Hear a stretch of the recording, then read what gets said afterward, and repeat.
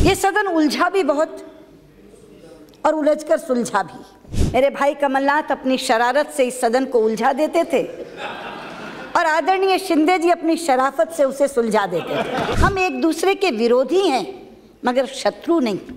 सदन की गरिमा के अनुरूप ही आचरण करना है। ये सदन उलझा भी बहुत और उलझकर सुलझा भी।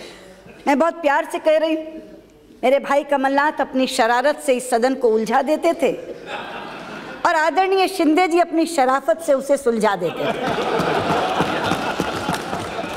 और इस शरारत और शराफत के बीच बैठी हुई सोनिया जी की मध्यस्थता, आदरणीय प्रधानमंत्री जी की सौम्यता, आपकी सहनशीलता और आडवाणी जी की न्यायप्रियता के कारण ये सदन चल सका।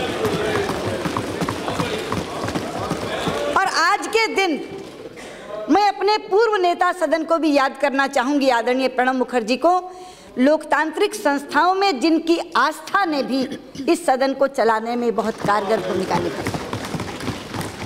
ये इसलिए हुआ क्योंकि भारतीय लोकतंत्र के मूल में एक भाव है। और वो भाव क्या है? वो भाव ये है कि हम एक दूसरे के विरोधी हैं मगर शत्रु नहीं।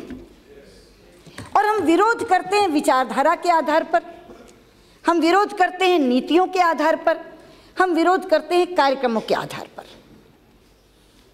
अलग अलग है, इख्तिलाफी विचारधारा है, अलग अलग नीतियां बनाती है सरकार, अलग अलग कार्यक्रम बनाती है, उस पर हम आलोचना करते हैं।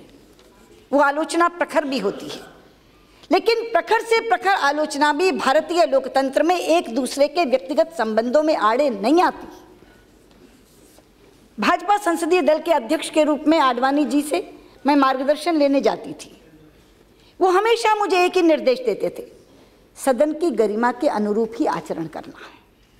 दलगत राजनीति से ऊपर उठकर हमेशा उन्होंने मुझे सुझाव दिया और मैं आज इस सच्चाई को स्वीकार करना चाहूँगी कि नेता प्रतिपक्ष के रूप में जो भूमिका मैं निभा सकी वो आदरणीय आडवाणी जी के आशीर्वाद के कारण निभा पाई।